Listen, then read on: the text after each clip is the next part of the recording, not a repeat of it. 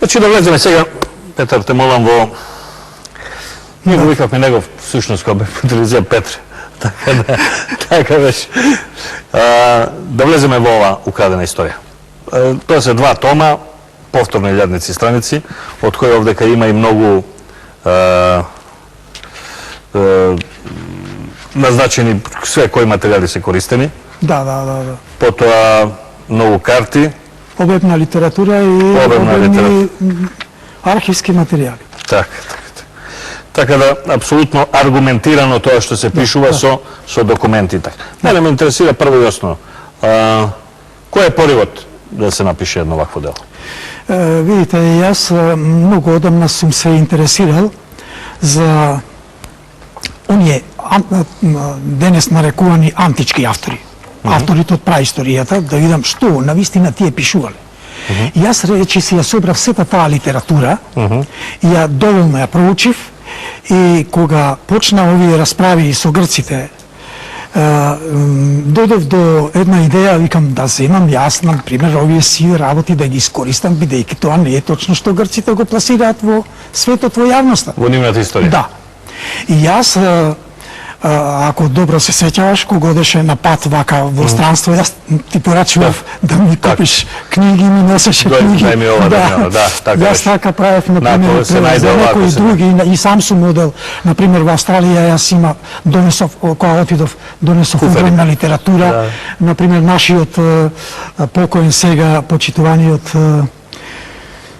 директор Иван Тошевски, често одеше нели во Њујорк, во Америка, и го молев, или во Женева, и му викав, тој знаеше за што работам и често пати ми носеше така книги, да го спомниме во оваа пригода. Така што јас веќе создадов еден фонд на литература што мене ми требаше да можам јас да изградам една ваква студија. И дојдов до изворедни аргументи.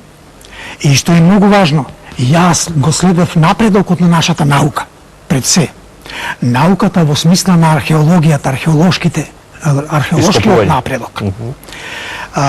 Ископување откритија. Да, ископување тие надписи што стојат на стари, например, надгробни плочи и така натаму.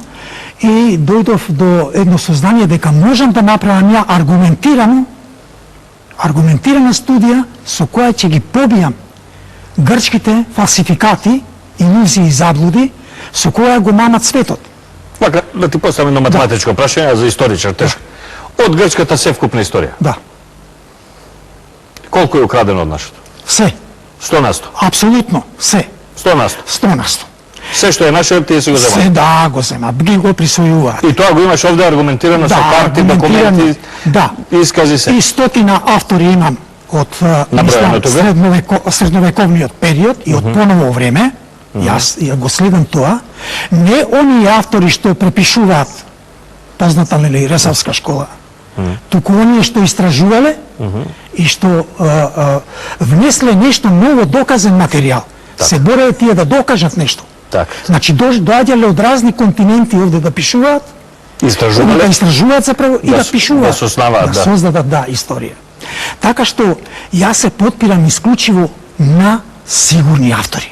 Значи, сега да се разбереме, Петре, значи, историја крадена, значи, и историја од 18 век, и историја од 12 век, и историја од Александар Македонски.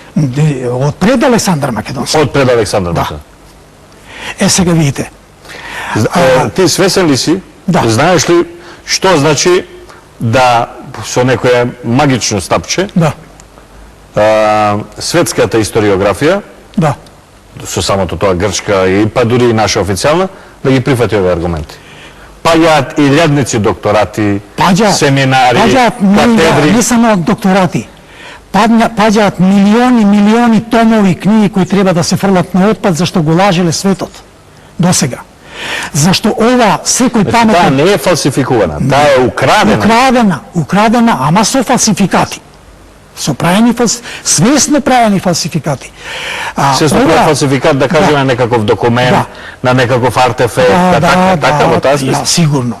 Оваа студија, која би ја зеле учени луѓе, мислам, луѓе прогрчки не наклонети, мислам, кои реално гледаат на екзактната наука, ќе го прифатат, веднаш ќе ја прифатат ова. Преведена ли ова на англиски? Не е преведена. Зошто? Многу Па пари. зашто јас, видите што јас обратив и до Министерството за култура, меѓутоа веројатно ти можеби немале и средства и така, јас им понудив да формираат некое тело. Ова треба да оди на светот. Па би требало ако има интерес државата. Па јас мислам дека има. Па не знам дали има интерес, треба да го погледаат тоа, да го видат, зашто тука е сето тоа аргументирано. Например, јас ги знаам тие кои се представуваат денес како грчки автори, например, од тој антички период, кои пишувале за Грција и пишувале за Македонија, например. И тие, значи, праисториски автори и некои средновековни сега од поново време, сите тврдат дека грците се арапско племе дојдени од Јужен Египет. Така. Тоа си го кажува во 3 поглавија и самиот Херодот.